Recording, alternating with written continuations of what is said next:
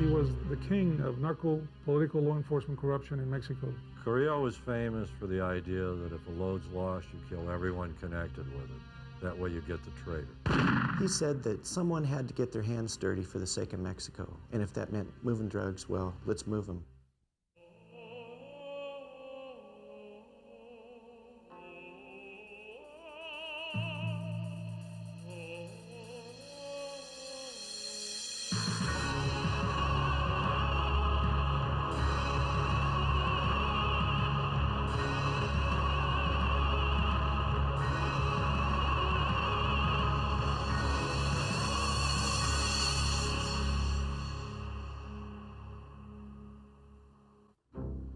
September 29, 1989.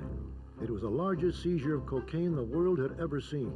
Over 21 tons with a potential street value in excess of $7 billion, discovered in a warehouse in Sylmar, California.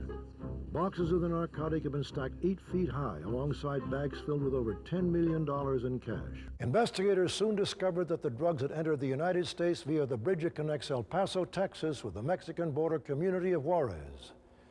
And while most law enforcement officials wouldn't learn his name for several more years, they were already experiencing the influence of a mysterious Mexican drug lord named Amado Carrillo Fuentes.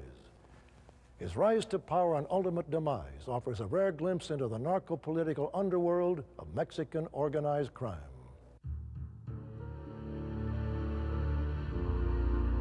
He says, I want to tell you a name. I go, okay. He says, Amado Carrillo Fuentes. And he said, I want to tell you one other thing. Never say that name out loud. He was the king of narco-political law enforcement corruption in Mexico. There was a time when Amado was moving drugs in old commercial airliners, moving it by the ton. You know, 10 tons of coke, pure Colombian coke, in a passenger airline. That's how he got his nickname, El Señor de los Cielos, Lord of the Skies.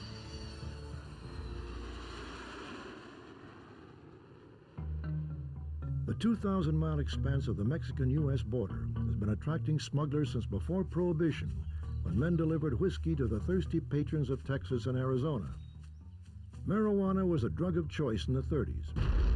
And after World War II, recovering GIs addicted to morphine created an enormous demand for heroin. For more than a century, Mexico's traficantes have catered to America's changing appetites. Smuggling activities are often coordinated from the state of Sinaloa, long recognized as Mexico's marijuana and heroin heartland. The U.S. Drug Enforcement Administration has even given the region a special nickname. A lot of the drug guys come out of that area. It's very poor, you know, it's a lot of ranchos. And so DEA calls it Jurassic Park, because that's where the prehistoric monsters come from. Charles Bowden is a journalist and author. His book, Juarez, the Laboratory of Our Future, takes a critical look at the forces shaping modern Mexico. You have to understand, Sinaloa has always had a bandit culture, hereditary. It's, you know, an entire state with a Jesse James ethic. Indeed, the tradition of smuggling is so strong that the region has its own patron saint. Jesus Malverde was a bandit at the turn of the century with a Zorro-like reputation for helping the poor. After his execution by government forces in 1909, villagers began to attribute miracles to the bandit martyr. Traffickers often visit his shrine to have bullets blessed or to thank the narco saint for their good fortune. It was into this environment that Amado Carrillo Fuentes was born in the early 1950s. We know little of his childhood, but in the early 1970s, his uncle, Ernesto Fonseca, gave him a job harvesting marijuana.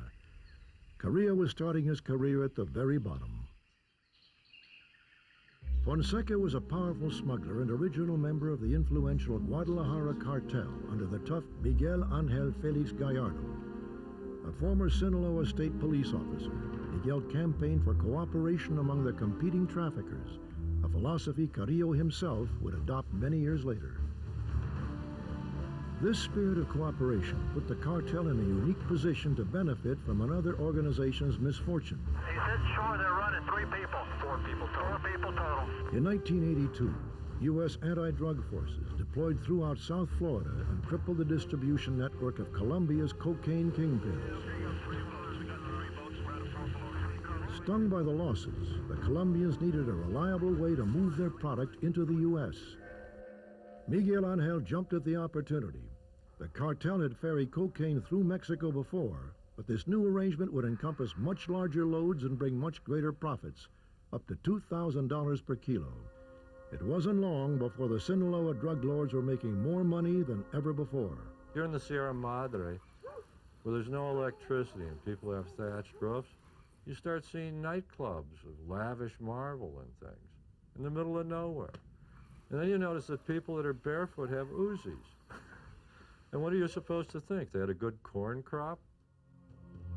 It is unknown how Carrillo made the transition from harvesting marijuana to full-out trafficking. Most believe that Carrillo had completed his apprenticeship and was ready for a larger role in the organization. That larger role may well have included a 5-year stint as a member of Mexico's secret police, the DFS. DFS stands for the Directorate of Federal Security, and it was the secret police agency of Gobernacion, which is the Interior Government Ministry of Mexico. Amado had one of those badges. He was an agent at the time of the bust of the Buffalo marijuana complex in Chihuahua, Mexico. A vast multi-billion-dollar operation, which at the time employed 7,000 farm workers on the marijuana fields. The biggest drug plantation ever created on Earth. One so large it could be seen by American satellites. The drug complex was exposed by DEA agent Enrique Camarena, who was kidnapped, tortured, and murdered by leaders of the Guadalajara cartel, Carrillo's uncle among them. In the investigations that came out later, it turned out that the DFS was deeply involved in the protection of this operation, along with the MFJP, the Mexican Federal Police, and the Mexican Army. The cowardly murder of Enrique Kiki Camarena, special agent with the Drug Enforcement Administration, was carried out by the Mexican government in conjunction, in cooperation, in partnership with the godfathers of the drug trade. Phil Jordan retired from the DEA after 30 years of service, including 10 years as special agent in charge of the Dallas office and 1 year as head of EPIC, DEA's El Paso Intelligence Center, the largest database of drug trafficking information in the world. He and Camarena were good friends. To this day, Mexico has never apologized for having captured and delivered Kiki Camarena to the traffickers. Because of the international pressures that resulted, mainly from the United States, the DFS dismissed 400 of its agents. And I have to assume that Amado was one of those 400 who were dismissed at that time. In 1985, Carrillo made his way to the border town of Ojinaga, a village situated near the Big Bend region of Texas that was rapidly becoming a major distribution center for narcotics in northern Mexico. It had always been very important for marijuana and heroin, but after the cocaine smuggling shifted from the Caribbean into Mexico, Ojinaga became cocaine central. At the time, Pablo Acosta was the undisputed crime boss of Ojinaga. Having smuggled heroin and marijuana in the region for close to 15 years, he had finally taken control of the region, or plaza, 3 years previous. In a process known as piggybacking, the Guadalajara cartel had added cocaine to Acosta's well-respected operations. Pablo's strength was that he had the protection soda for that whole region, and so the cocaine coming in was secure. Nobody had to worry about it. If it was in Pablo's hands, it was safe. Proof that Carrillo was in Ojinaga came in 1985, when U.S. Customs agent detained him for carrying an automatic rifle into Mexico. This was Carrillo's first and only run-in with U.S. law enforcement, and it produced the oldest known photographs of the man who would become Mexico's most powerful drug lord. Carrillo spoke freely with the customs officials, giving them a great deal of personal information. And even though U.S. intelligence had already identified Carrillo as a powerful trafficker, they did not know how the Sinaloan fit into Pablo Acosta's organization. They seemed at least to have had a good friendship. Pablo, when I was with him, was very proud of the ingot around his neck. I asked him about that. It was a 1-ounce gold ingot, and he said it was a gift of Amado, and then he showed his watch. It was a solid gold Rolex that also, according to him, had been a gift of Amado. He wore it everywhere. He was, like I said, very proud of that. In fact, when he died, he had the same watch around his wrist. Carrillo's arrival coincided with a sudden upswing in the amount of cocaine being flown into Ojinaga. Experts now believe that Carrillo's role at the border was a dual one: to coordinate his uncle's Colombian shipments and to apprentice under one of Mexico's most experienced smugglers.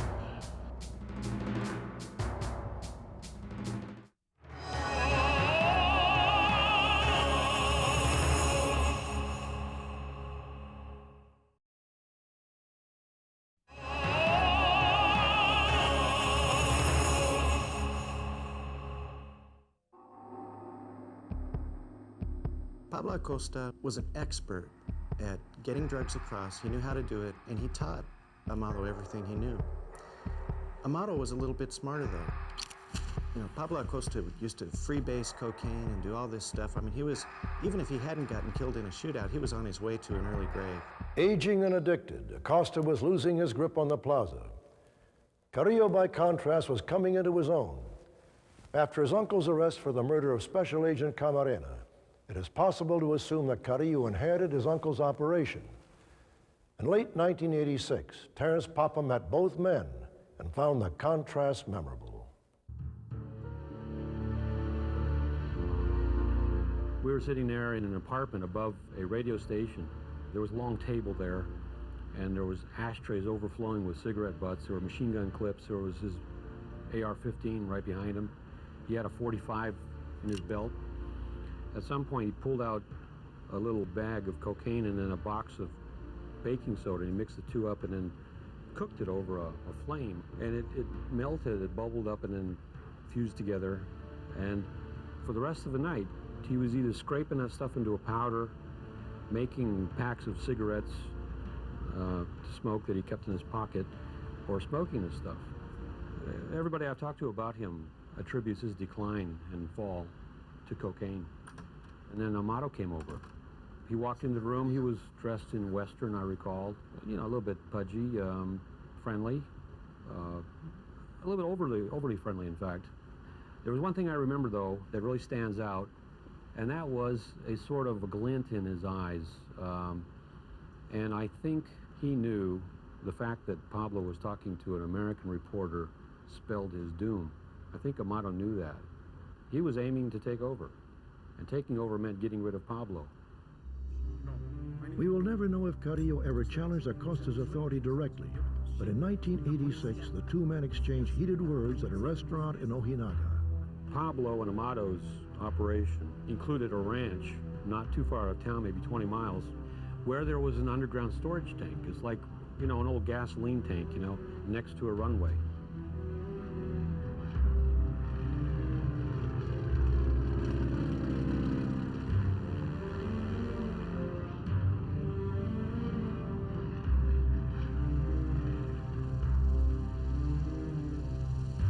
You know, they'd fly in turboprops of cocaine, 1,800-pound loads, and then offload it and bury it in the tank. And only the traffickers knew about this tank. Somehow or other, the DEA found out about this tank.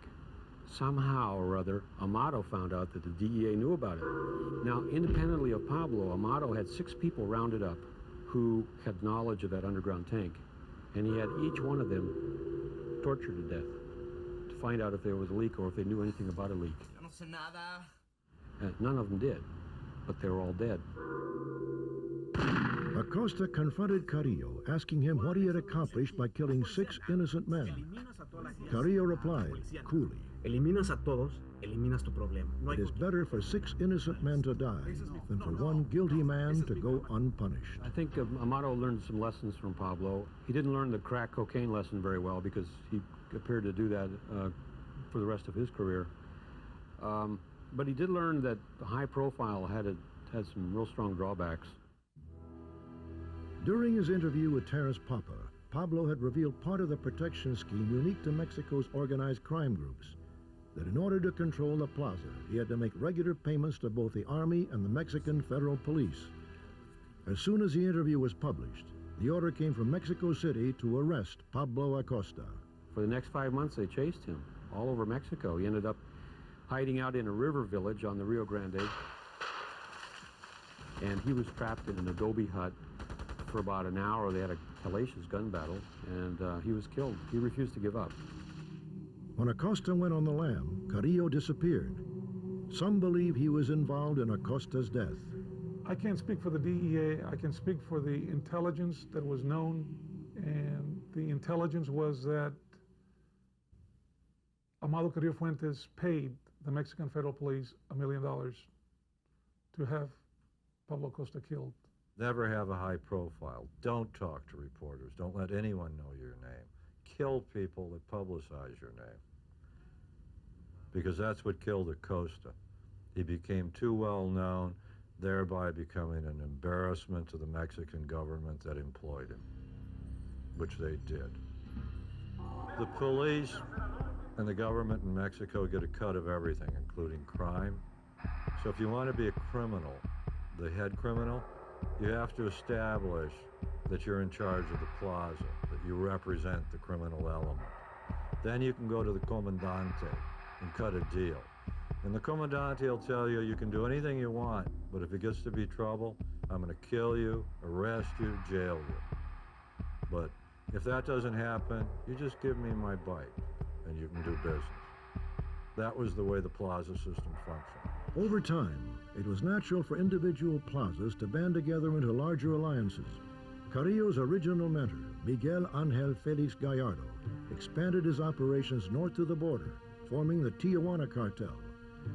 Juan Garcia Abrego consolidated coastal smuggling with prohibition routes across the mountains to create the Gulf Cartel. The Juarez Cartel was under the control of Rafael Aguilar Gallardo, a former commander of the DFS, Carrillo's alma mater. It is from Juarez that Carrillo resumed his air shipments from Colombia, mere days after Pablo Acosta's funeral.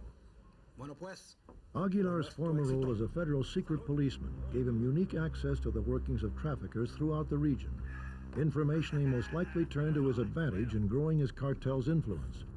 It is believed that Aguilar had an existing cocaine deal with Colombia's Cali cartel before Carrillo came to Juarez. Carrillo's connection to the Median traffickers was a welcome addition to the business. Then in August of 1989, Carrillo was arrested in Guadalajara, charged with trafficking for the Colombians. The military confiscated 6 of his aircraft, 4 of them jets. He was released a few months later. He was arrested, though. A photograph was taken of him that was distinctly different from the photograph taken of him in Ojinaga when he applied for a border crossing card. The only way that I could think of for a person to radically alter his appearance like that is through plastic surgery. Carrillo was in prison when authorities discovered the 21 tons of cocaine in Silmar, California. It is likely that the young drug lord had helped transport the narcotics into northern Mexico. I was in charge of the El Paso office at the time that that happened. We had an idea that there was a lot of narcotics coming across. We did not know the tonnage, which came all through the El Paso corridor. It was all through the Amado Carrillo Fuentes' organization. DEA in an intercept heard a conversation between a known drug guy in LA and a drug guy in Colombia. And the Colombian said, they didn't get the other 20 tons, did they? Silmar terrified the American drug community because it blew the whistle on how big the volume of the traffic was. And secondly, because they took it down and it never affected the price of coke on the street. By the spring of 1990, Carrillo was out of prison and the Juarez cartel was experiencing a period of relative calm. In contrast, western Mexico was becoming a war zone. Shortly after the arrest of Miguel Angel Felix Gallardo, the Tijuana cartel split. Joaquin El Chapo Guzman and Hector Luis Palma formed the rival Sinaloa cartel. Miguel Angel's nephews, the Arellano brothers, arranged the revenge murder of Palma's wife and children. The Sinaloa cartel retaliated by sending 40 armed gunmen to attack a discotheque where one of the Arellanos was partying. The bloodbath culminated in the 1993 assassination of Cardinal Juan Jesus Posadas Ocampo, killed in a firefight at the Guadalajara airport. What that killing did, it outraged Mexican society. And it showed just how brazen traffickers had become. It showed the horrible possibilities of Mexico becoming another Colombia. The Juarez cartel took tremendous advantage of this uncivil war. expanding their territory and offering asylum to several traffickers caught in the crossfire. Even the Colombians found themselves having to make compromises. When Carrillo decided Mexicans wouldn't simply take a fee to ferry Colombian coke, but would move it for half the load. Because then when they took half the load, they started displacing Colombians in the United States in the distribution system. And that's when the roar of money hit Mexico. And that happened between 85 and 90, depending on whose account and where. But the real architect was Amado Carrillo. The kid had a head for business, even if he had a cold heart.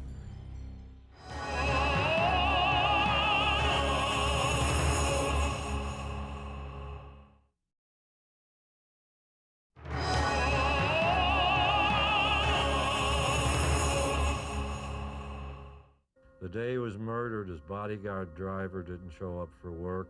A week later, that same bodyguard driver was in Juarez working for Amado Carrillo. Therefore, it looks like Amado was behind killing Aguilar, and that's when Amado Carrillo took over the plaza. What you have to understand is Juarez is not just another city. If you sit down and you open up a map of the United States, Juarez connects with major transportation arteries, railroad and interstate highways in the soft underbelly of the Republic. It is the best location on land for a launching pad for drugs into North America, and is the most valuable thing to own. And Carrillo then owned it. Carrillo streamlined the operation almost immediately, bringing the loose-knit cartel into the modern corporate era. He used cargo planes and passenger jets to transport 10 to 15 tons of cocaine at a time. His pilots filed flight plans that blended the contraband into legitimate commercial air traffic. If the flights were detected at all, Mexico's anti-drug aircraft would be left breathing jet fumes. It wasn't long before Carrillo was given his most famous alias, Lord of the Skies. Carrillo's growing legend made it impossible for him to remain hidden. In November of 1993, he survived the only serious attempt ever known to have been made on his life. Amado Carrillo and his wife and children were eating in the evening at a fish joint. Nice one. Suddenly a bunch of guys stormed in, started shooting.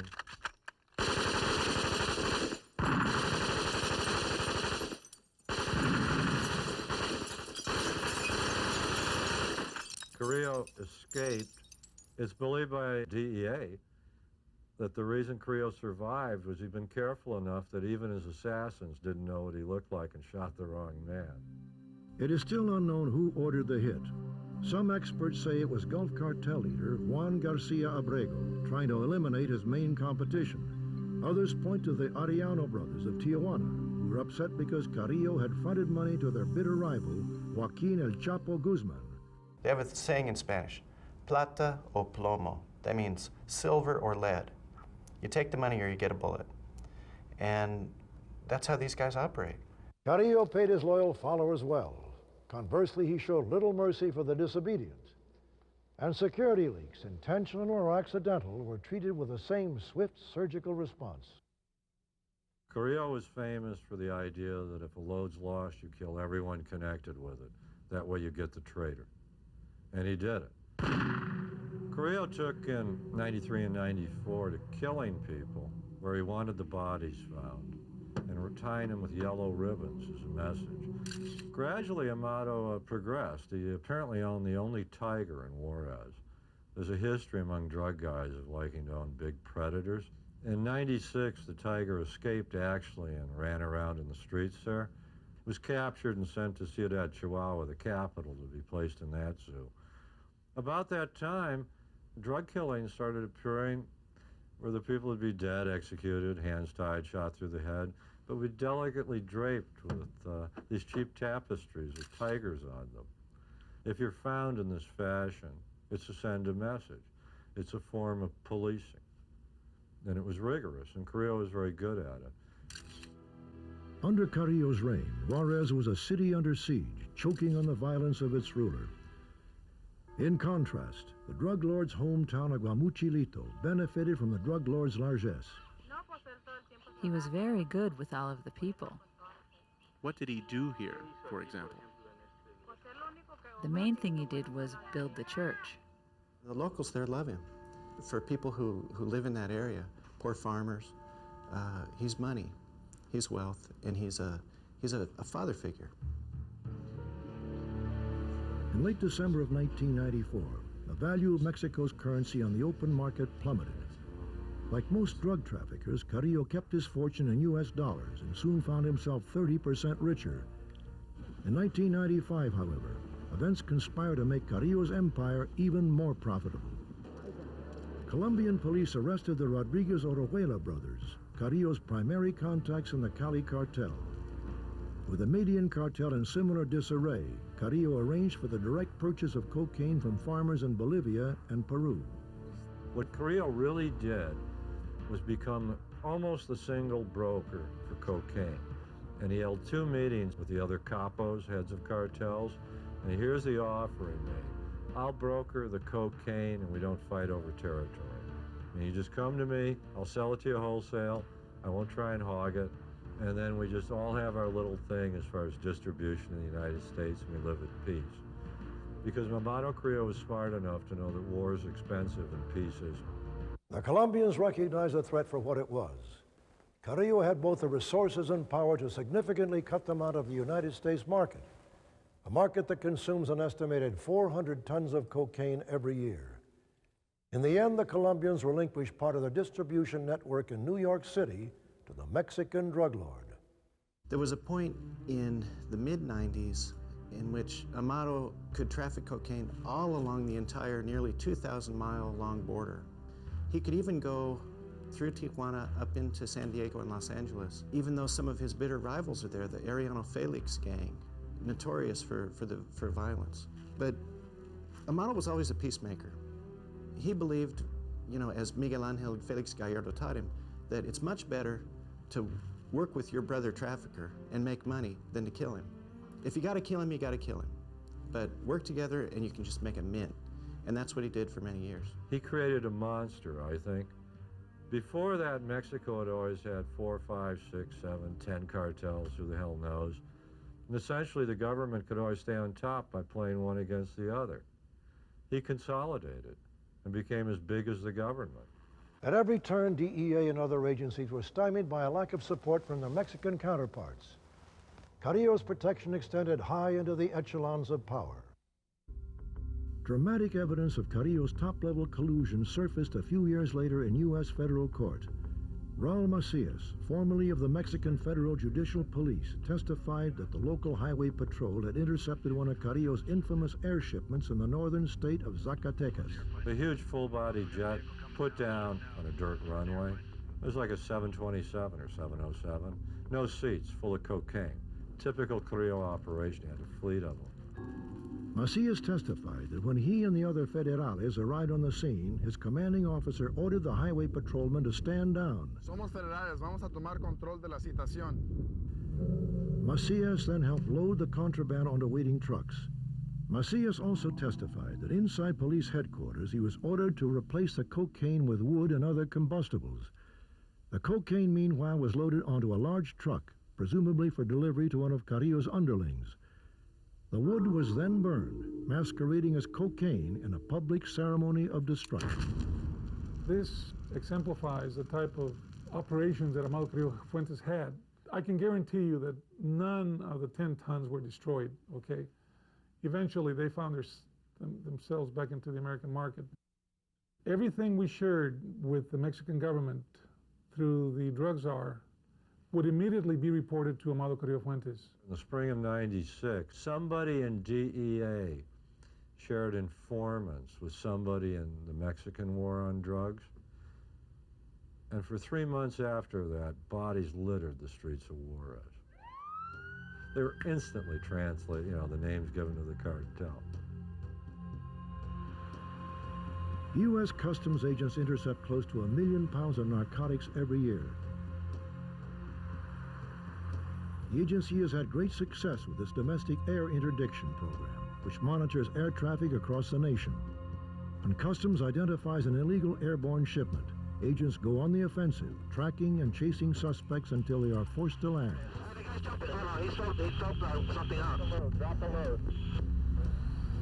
At the border crossings, gamma ray and backscatter X-ray imaging devices peer deep into the vehicles to expose expertly hidden narcotics.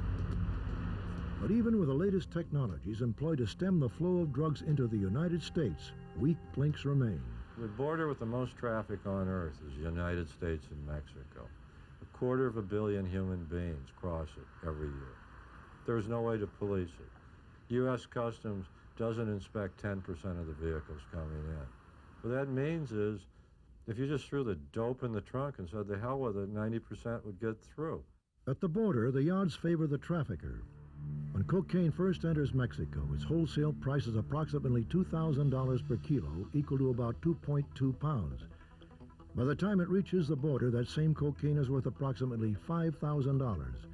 Once it crosses a border, the cocaine can fetch up to $20,000 wholesale with a street price that is potentially much higher. Even if you assume a remarkable confiscation rate of 50%, the cartel still clears 200 to 500% profit. And when you factor in the potential for corruption of U.S. officials, the odds improve even further. There's documentation, there's cases where inspectors have been paid up to $1 million to look the other way as a load of cocaine goes through the port.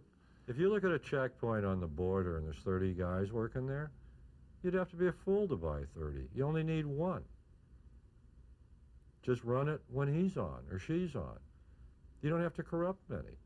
They'll tell you what you do next then. To protect your boy, you throw that guy a load. You say there's a Buick coming through with 200 pounds of coke in the trunk. So he looks clean. That's done all the time. And it's because the money's too big in drugs. Drugs corrupts everything and everyone.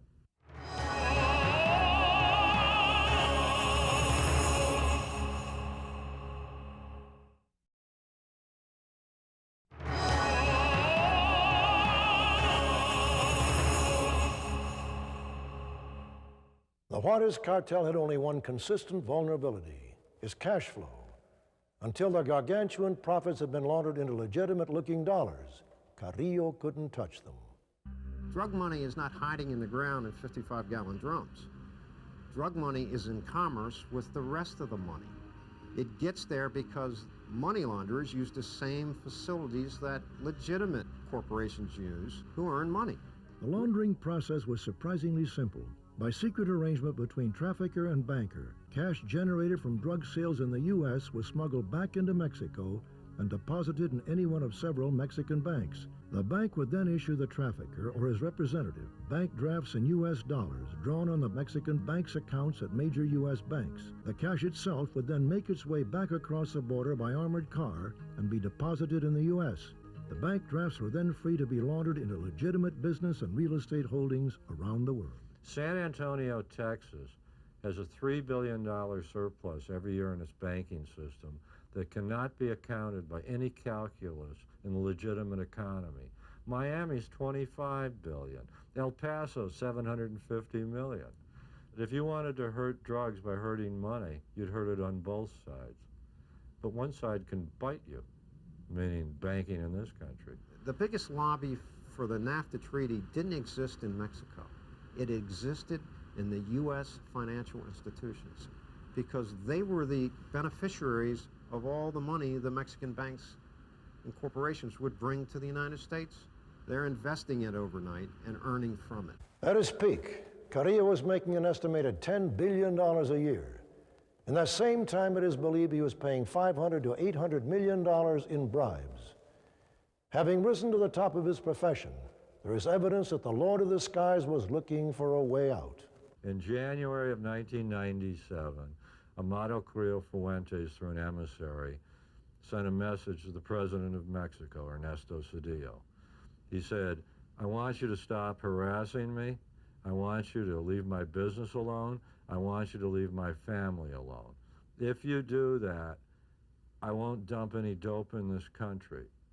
If you don't, I'll leave this country and your economy will collapse. And that's absolutely true, it would. Because in 1997, Pemex was the biggest legal export, petroleum in Mexico. It earned $7 to $8 billion a year. And in 1997, that same year, cocaine, marijuana, heroin was earning Mexico $30 to $32 billion. The ultimatum may have been in response to the January 6th raid on his family's compound in Sinaloa. Carrillo's sister was getting married, and he had flown home for the occasion. The police intended to capture the drug lord while he was relatively unprotected, but an anonymous phone call tipped Carrillo off before the police could arrive. Given how much money he was said to be paying the government for protection, it is likely Carrillo viewed the raid as an insult. Amado, according to his lawyer and others, was a real nationalist. He said that someone had to get their hands dirty for the sake of Mexico, and if that meant moving drugs, well, let's move them. If it helps the economy, if it helps Mexico. This wedding video is some of the only known footage of Amado Carrillo Fuentes. I mean, he looks like hell. He looks like a CEO who spent 3 weeks on a corporate merger and hasn't slept and has been living off either whiskey or cocaine. And you can tell he's a man under pressure, that it's getting to him. It's like watching Scarface, the last reel. In February of '97, Carrillo's empire began to shatter. General Jesus Gutierrez Rebollo, recently appointed Mexico's newest anti-drug czar, was discovered to be living in a luxury apartment paid for by Carrillo. It was a scandal, a huge scandal. You know, to have the head of your anti-drug agency to be on the payroll of the country's biggest drug trafficker. It's kind of like having somebody working at Los Alamos and giving all of our nuclear secrets to the Chinese. The general's arrest came a mere 2 weeks after having been in Washington, D.C. to meet with U.S. drug czar Barry McCaffrey and discuss confidential counter-narcotics operations. To the press, McCaffrey even expressed his belief that the general was an officer of highest integrity. After he was appointed, General Gutierrez Rebollo had a meeting with reporters. He said, you know, the problem isn't these big drug cartels in Mexico. You gotta be real concerned about these little cartels, the cartelitos. They're the ones that are really much more important than the big guys, because if you add them all up, they're bigger. He was telegraphing his message. He was saying, I'm not going after Amado.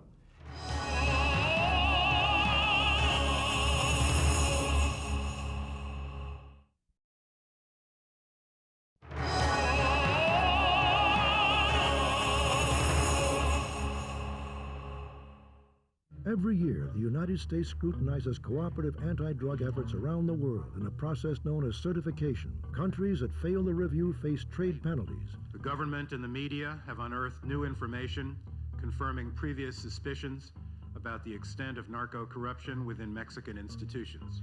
This connection between Gutierrez and Amado was exposed by the government of Mexico itself.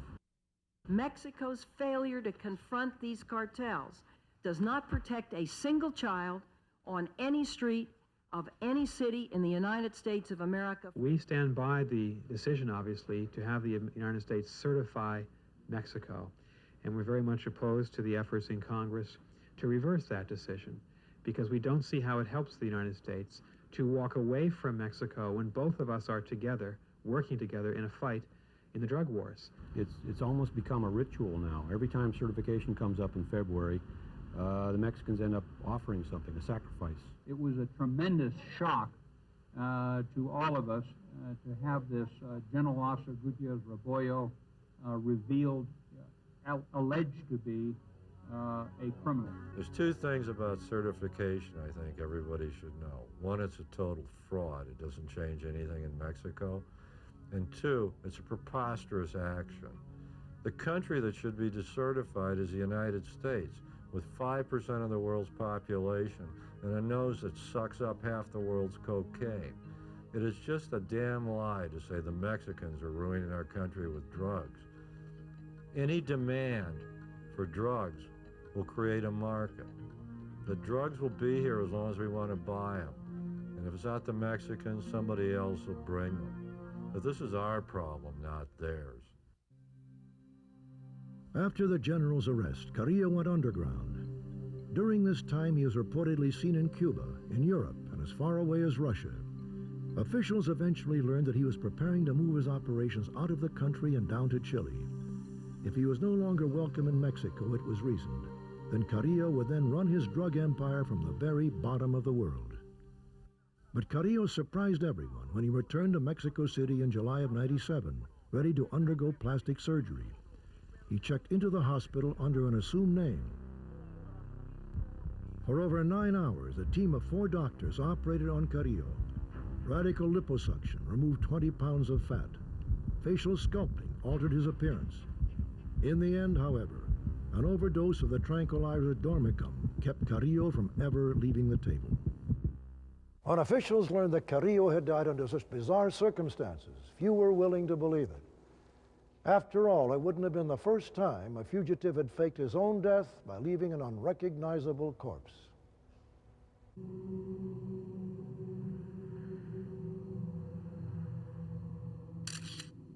It so happens that the DEA or the FBI, I'm not sure, but a couple of agents were allowed to take fingerprints of the body.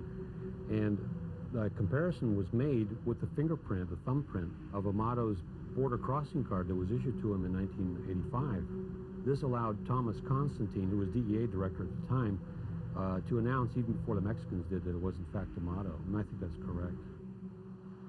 4 months later, the bodies of Carrillo's doctors were discovered stuffed inside oil drums along the side of a deserted highway. They had been extensively tortured. It's widely believed that the family members did this to the doctors. That's very likely. The family wanted to find out why Amado died, and so they tortured people to death to try to find out what the truth is. Through sources, know of a person who saw the body the night he died and said the sutures weren't even stitched. Well, plastic surgeons close the sutures. You're paying to not have scars. That's the whole idea, to change your appearance, which would suggest somebody deliberately killed him by injection. The question there is, who injected the chemical? You know, Did the government kill him? Members of his own cartel, another cartel, American law enforcement, or the CIA? Mexican authorities are convinced it was murder, but they haven't offered any evidence. My theory is that he really did die under plastic surgery. He had been using crack cocaine for at least 10 years. That has a tendency to degenerate your organs, your heart, your liver. What the truth is, probably the Carrillo family, they're the only ones who will ever know.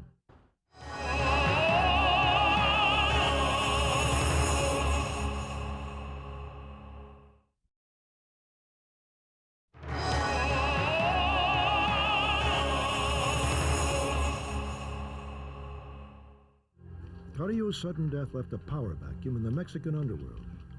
Within the Juarez cartel itself, no clear replacement for Carrillo has yet emerged.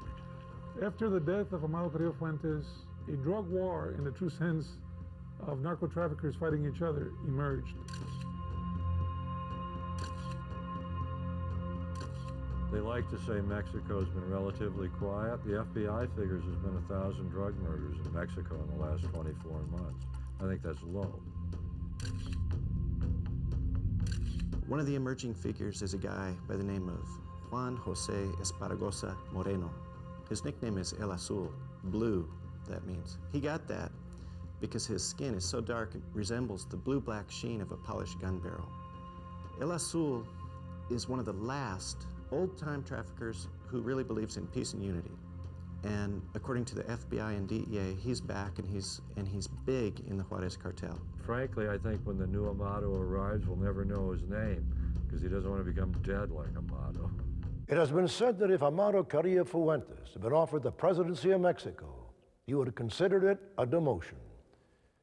And whether powerful drug lords hold sway over the Mexican government, or the Mexican government holds sway over the drug lords, in the end, the citizens of Mexico are left with the same familiar question: plata o plomo, silver or lead?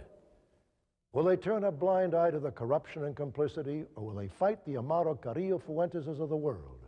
We have in the past won major battles, but we're still a long ways from winning the war. Amado Carrillo died in July of 1997. I haven't run into a single American who says I can't find any coke and I can't afford it. Heroin's so damn cheap now people won't inject it. They just snort it. No, his death meant nothing. It was like the death of the head of General Motors. The Chevys just keep rolling off the line. That you have to give the devil his due.